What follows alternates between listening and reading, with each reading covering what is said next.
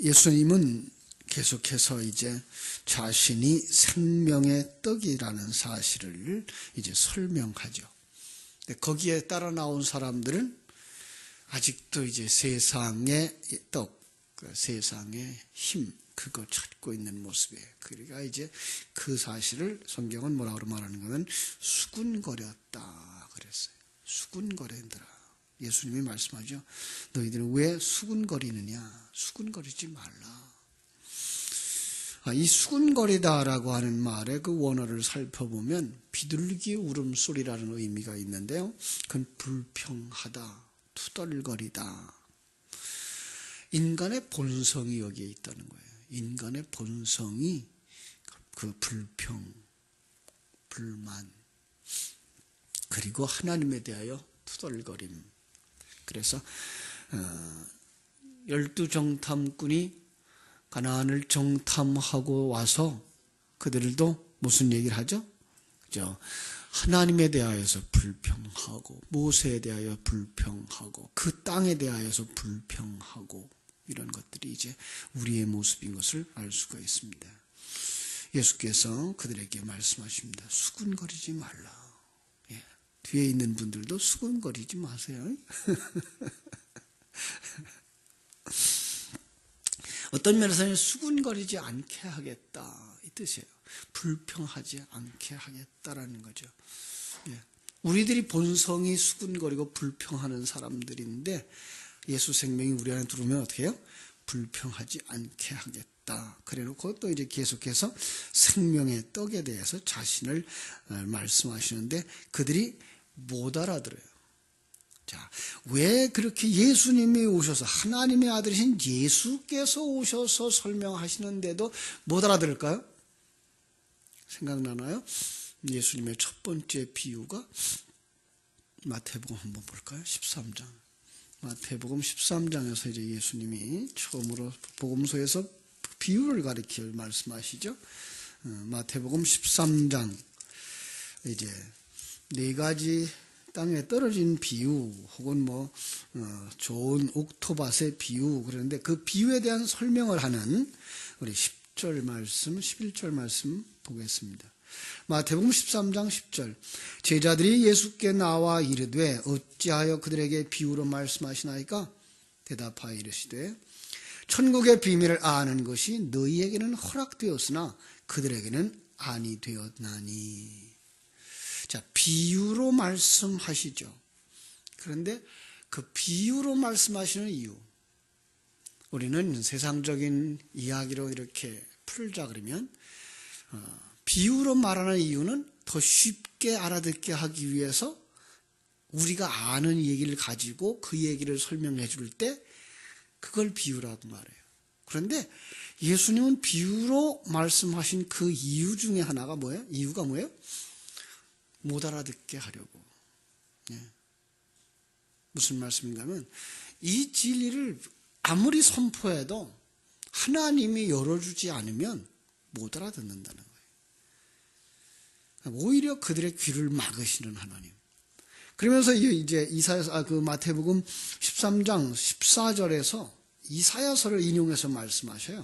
이사야서 6장 9절로 10절을 인용해서 뭐라고 말씀하시는가 하면 이사야의 예언이 그들에게 이루어졌느니라. 일러스되 너희가 듣기는 들어도 깨닫지 못할 것이요 보기는 보아도 알지 못하리라. 이 백성들의 마음이 완악하여져서 그 귀는 듣기에 둔하고 눈은 감았으니 이는 눈으로 보고 귀로 듣고 마음으로 깨달아 돌이켜 내게 고침을 받을까 두려워함이라. 이 상황인 거예요. 하나님께서 이사야를 부르시죠.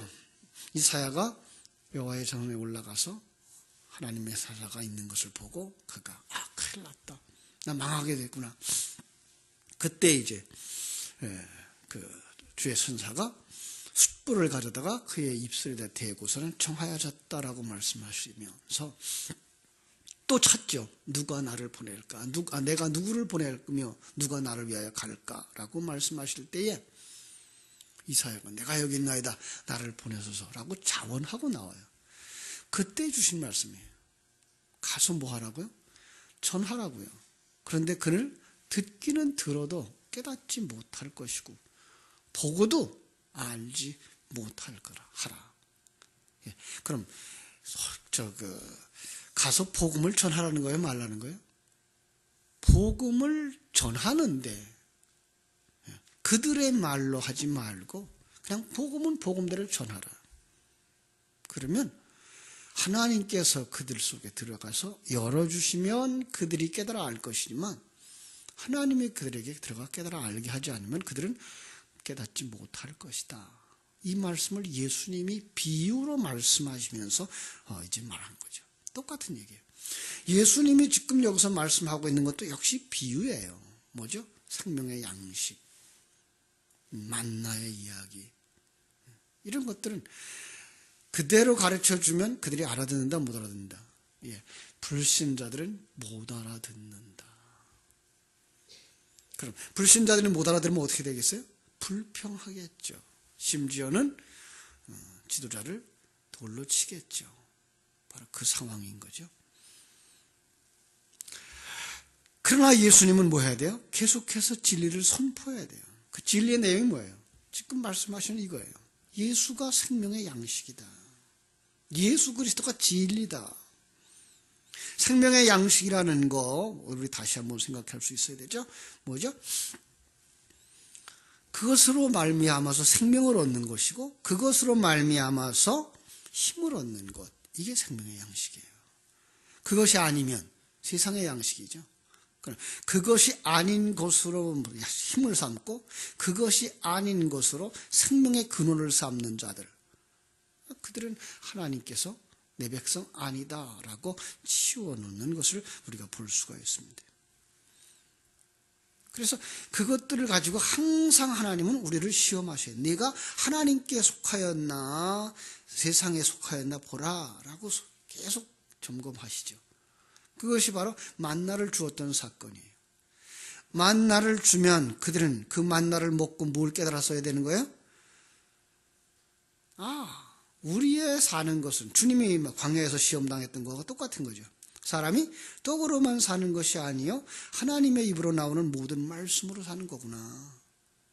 하나님의 말씀, 진리의 말씀, 그 생명의 말씀이 우리를 살리는 거구나 라는 걸 알라고 하는 거죠. 그게 만나 시험이었어요. 그걸 육신의 것으로만 받는 사람들은 죽는 자고 그것을 생명의 양식으로 받는 자들은 사는 자다. 자, 그것을 이제 그 출애굽의 그림 속에서는 어떤 사람은 죽고 어떤 사람은 이제 구원받는 그림으로도 그리지만 이걸 우리라고 하는 사람 속에다 이제 그리셔야 돼요.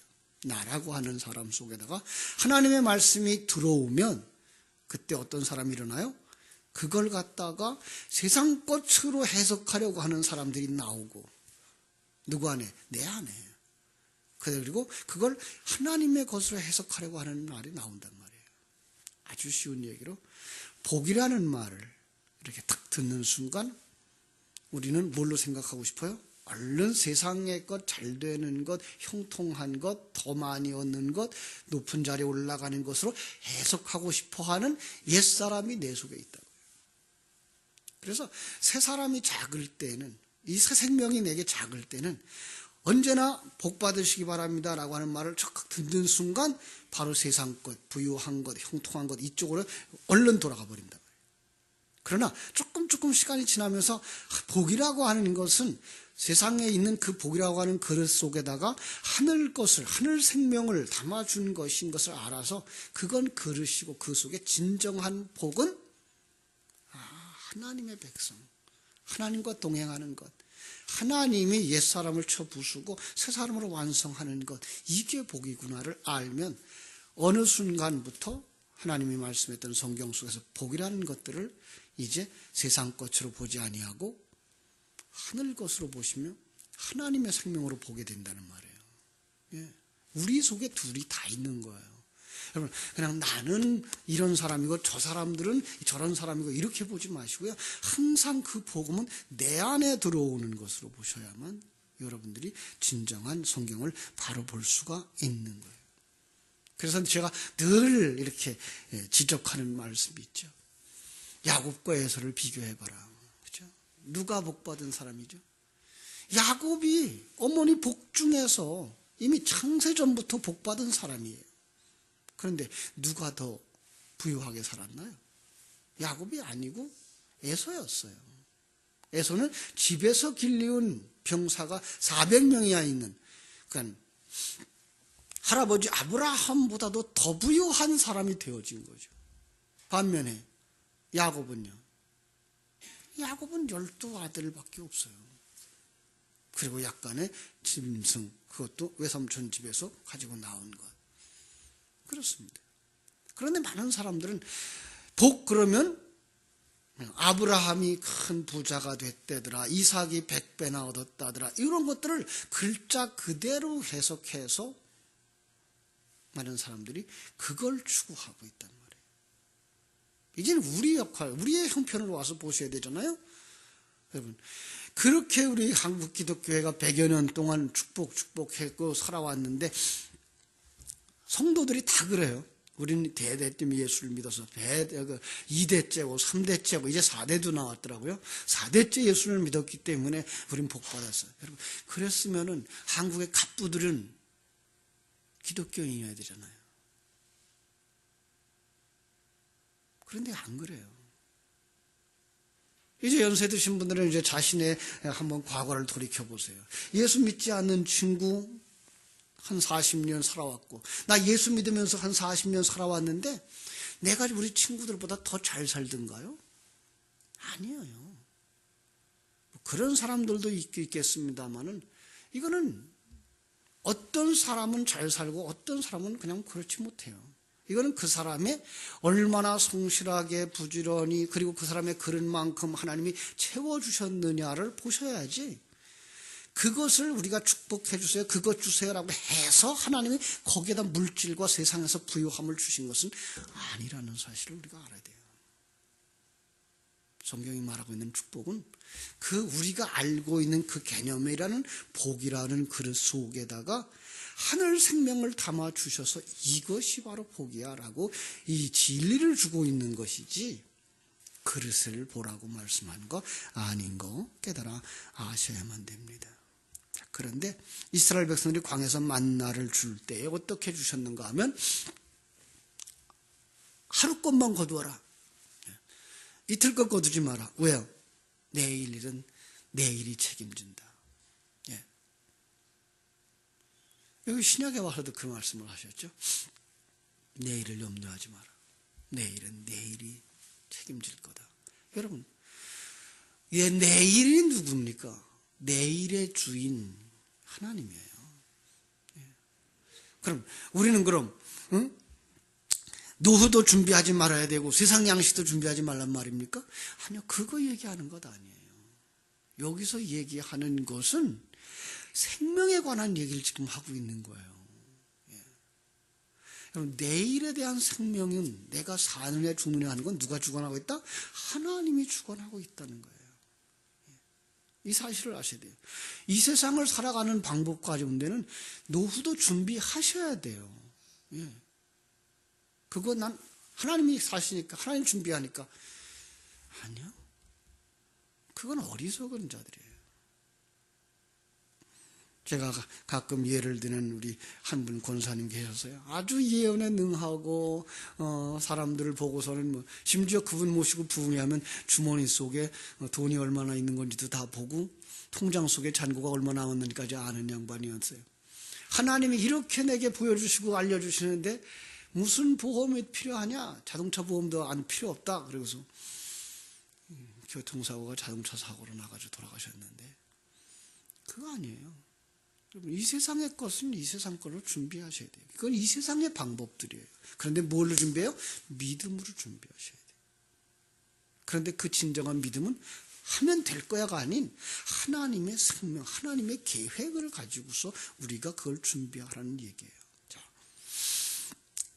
그래서 우리는 뭐예요? 세상 것을 힘삼지 마라. 이게 뭐예요? 그 육신의 것을 구하지 마라. 지금 여기 계속 나오고 있는 사람들이 계속 뭘 구하고 있어요?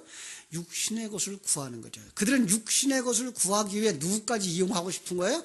하나님까지 이용하고 싶은 사람들. 어제 새벽에 말씀드린 것처럼 베드로와 같이 예수님을 들어서 내가 바다 위에 서고 싶은 거예요. 이 바다 세상 속에서 내가 큰 자가 되고 싶은 거예요. 누구라고 이용해서 예수라도 이용하고 성령의 이름을 빌고 하나님의 이름을 빌려서 내가 세상 속에서 높은 자 되어지고 된 자가 되어지려고 하는 자들, 이게 똑같은 얘기거든요.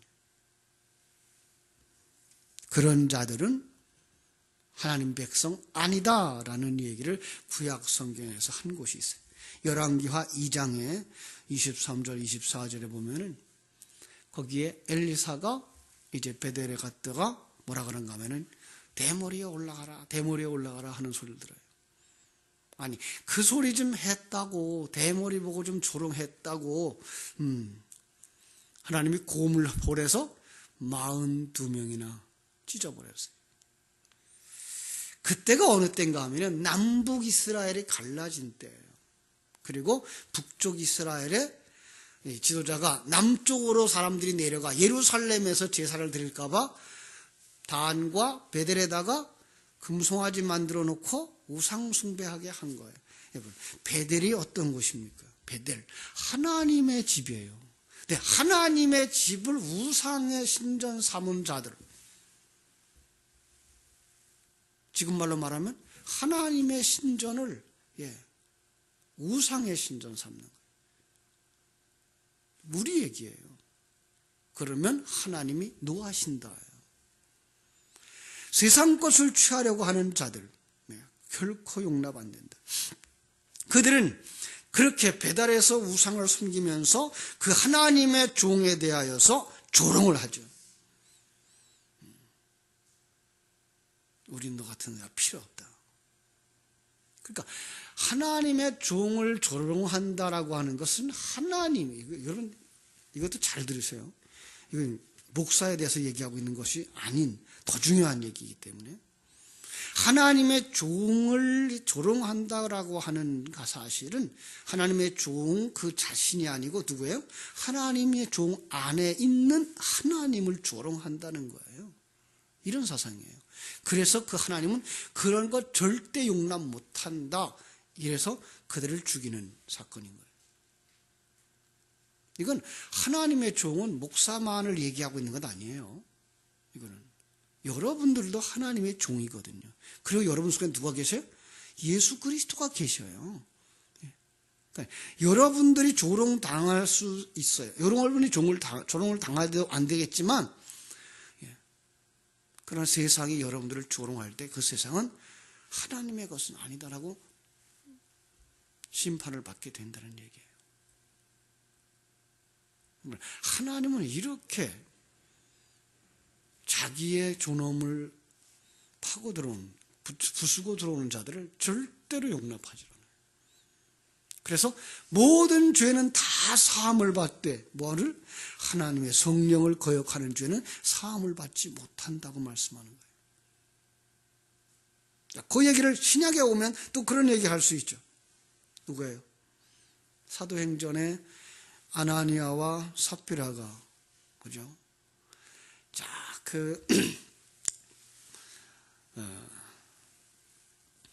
하나님의 사람들이 자기 재산을 팔아다가 교회에다 내고 그래서 같이 교제하고 사랑을 나누는 모습을 보면서 그 사람도 자기 땅을 팔아다가 얼마를 두고 그 다음에 고마움만 갖다 줬어요. 왜? 얼마를 왜 두었을까요?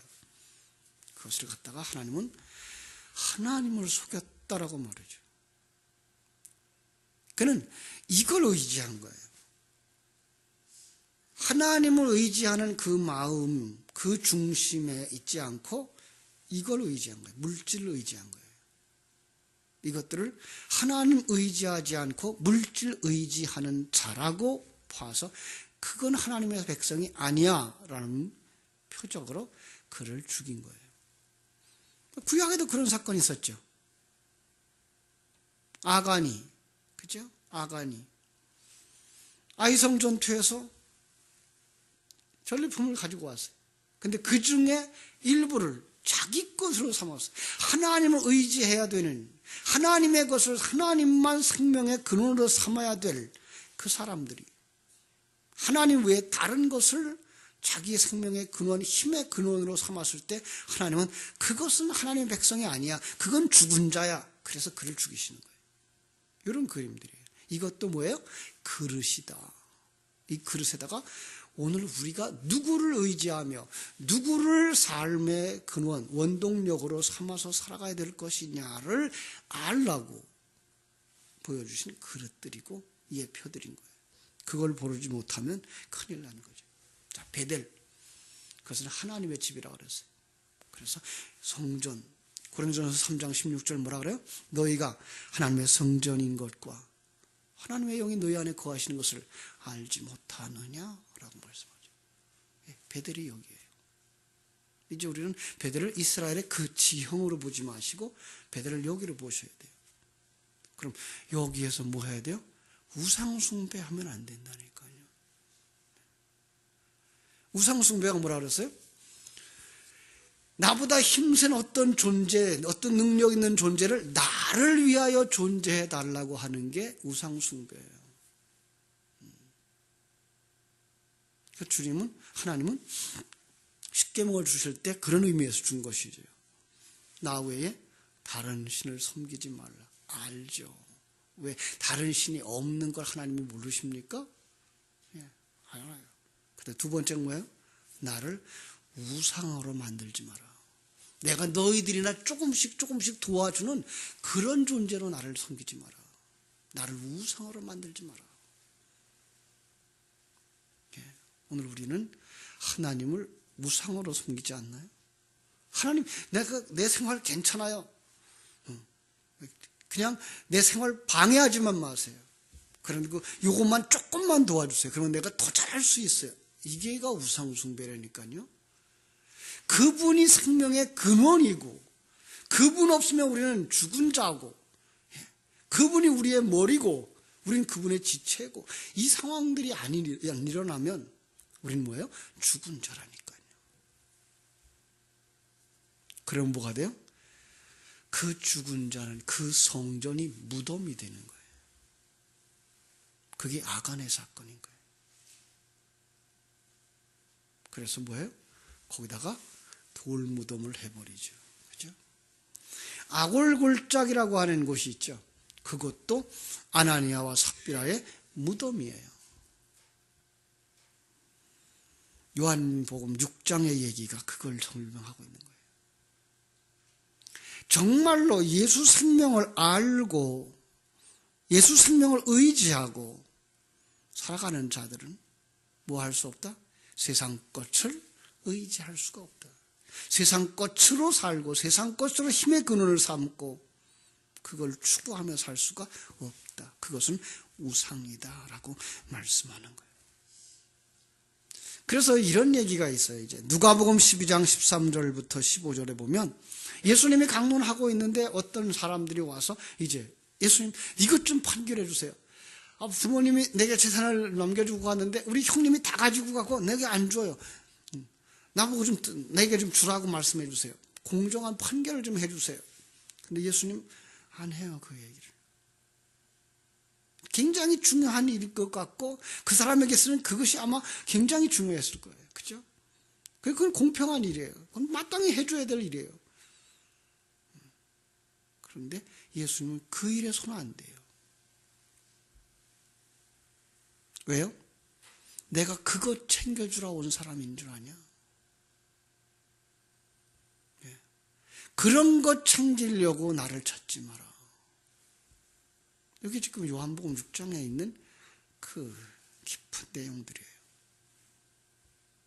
그런 의미에서 우리가 가장 오해하고 있는 부분, 요한 3서 1장 2절 한번 가서 보실게요. 조금 좀 보고 갈게요. 요한 3서는 요한 3서 1장 2절 3절 4절 볼게요.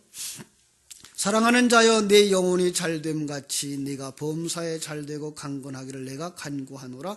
형제들이 와서 네게 있는 진리를 증언하되 네가 진리 안에서 행한다 하니 내가 심히 기뻐하노라. 내가 내 자녀들이 진리 안에서 행한다 함을 듣는 것보다 더 기쁜 일이 없도다. 여러분, 성경을 읽을 때는 전후의 문맥들을 다 같이 읽으셔야 되고요.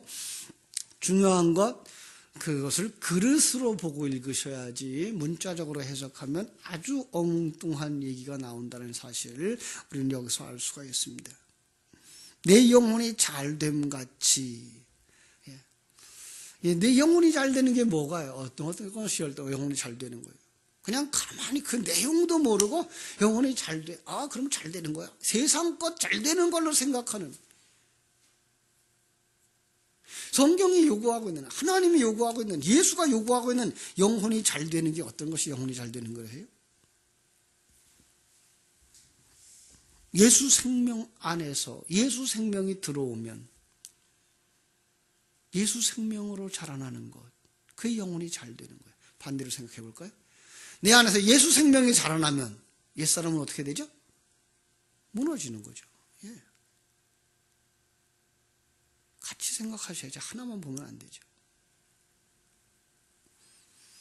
그리고 그걸 갖다가 3절에서 뭐라고 해요? 그걸 진리 안에서 행한다라는 말이죠. 진리 안에서 행한다. 영혼이 잘 되는 건 뭐예요? 하나님 앞에서 내가 항복하는 거야. 네. 너가 빈 그릇 되어지는 거야. 이게 하나님 안에서 영혼이 잘 되는 거예요. 세상 속에서 보면 무너지는 거죠. 그렇게 돼야 뭐예요? 범사가 잘 되고. 그럼 범사가 뭐 하라는 거예요? 하나님의 뜻에 순복하고. 그것이 강건이야. 범사를 하나님 왜 주셨어요? 로마서 8장 28절에 합력하여 선을 이루시는 데 주셨잖아요. 왜 그런 건 생각을 안 하고 그냥 내가 잘 되고 싶은 것, 그 욕망 속에다가 이거를 그냥 다 올인해가지고서는 범사가 잘 되는 거야. 그냥 세상 사람들이 잘 되는 거야. 믿음이 좋으면 세상 일도 잘 된다고 그렇게 생각하고 그렇게 자랑하고 그렇게 된 사람만 가지고 예를 들어요. 여러분, 믿음 좋은 사람들이, 가난하게 사는 사람들이 얼마나 많은데요.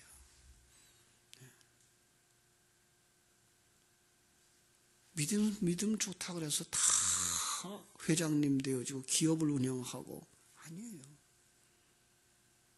그런데 얼마나 많은 사람들이 이걸 그렇게 계속 주장했기 때문에 이 말을 듣는 순간 우리는 어디로 가요 또? 금방 잘 되기를 원하는 육신의 생각으로 간단 말이에요. 그걸 요한복음 6장에서 뭐라 그러는 거예요? 그건 생명이 없는 자야. 그래서 내가 그 속에다가 예수 생명 주려고 왔어. 새 생명 주려고 왔어. 정말로 신앙의 건강을 원하고 정말로 범사 속에서 하나님의 뜻을 발견하기를 원하는 것, 이게가 요한이 가이오한테 쓴 편지의 내용이란 말이에요. 정말 진리가 뭔지 깨달아 알고 그리고 그 진리에 입각해서 어디를 살아가라고? 세상을 살아가라고, 세상을 보라고.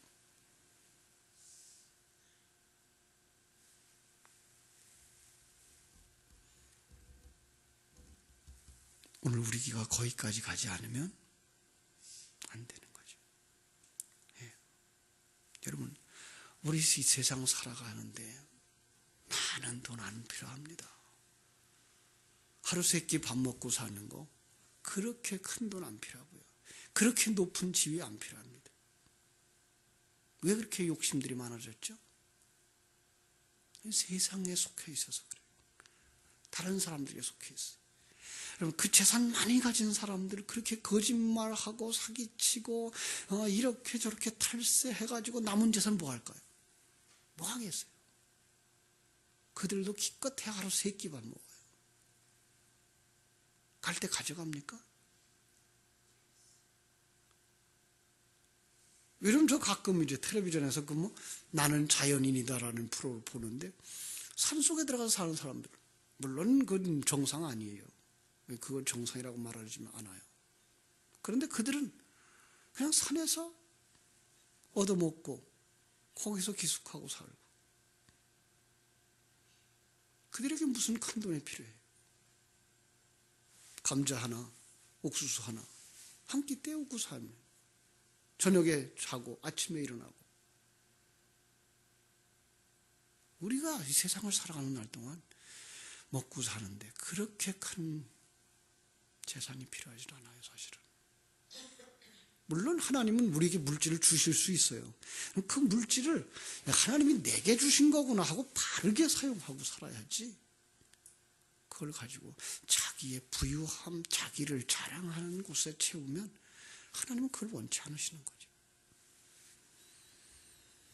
우리에게 그렇게 큰 집이 필요합니까? 아니에요. 우리가 이런 것들, 세상의 떡에 관심 두는 삶, 그거 그렇게 중요하지 않아요. 이걸 볼 수 있어야 초가집에서도 궁궐에서도 다 하나님을 누리게 될 줄로 믿습니다. 조금 작은 집 살면 어때요? 조금 여유 있지 않으면 어때요? 조금 화려하지 않은 옷 입으면 어때요? 조금 비싸지 아니한 옷 입으면 어때요? 속살 가리고 살면 되는 것이고 발바닥에 신발 걸치면 되는 것이고 중요한 건 뭐예요? 내 속에 예수 그리스도가 있는가? 예수 생명으로 내가 만족해가고 있는가?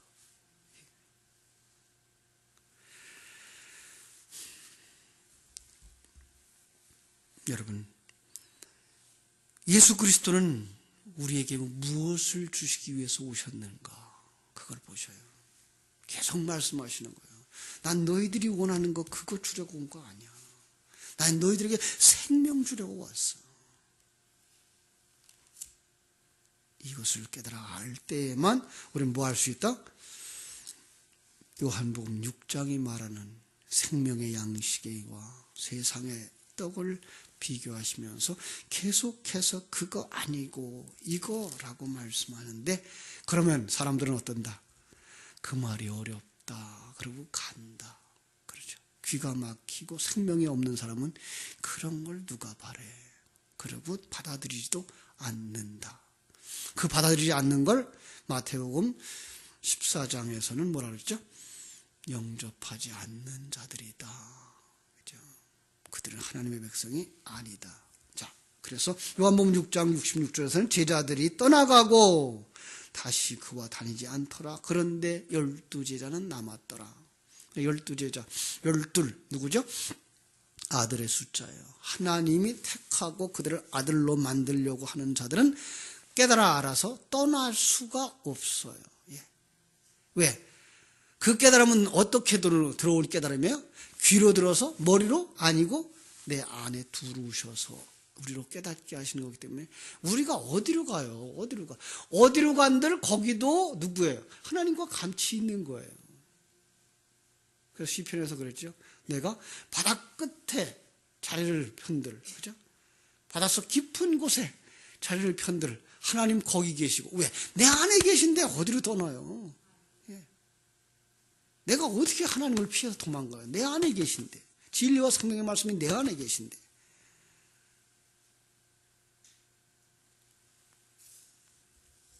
그것이 바로 아들이에요. 그가 바로 요한일서 5장 11절 12절에서 주신 말씀처럼 아들이 있는 자예요. 그에게 생명이 있고 그죠? 그가 천국이고 그가 성전인 거예요. 바로 그 자리에 자신이 있음을 여러분이 그 자리에 있는 것을 다시 한번 확인하고 그 주님이 여러분을 이끌어 가시는 어제 수요일날 설교 말씀처럼 섭리하고 계시고 경륜 속에 있는 여러분들을 발견하면 여러분들은 지금 있는 그 자리에서 천국을 누리고 그 자리에서 하나님을 찬양하게 될 줄로 믿습니다. 거기까지 들어가기를 주님의 이름으로 축원합니다. 기도하겠습니다. 하나님 우리 아버지 하나님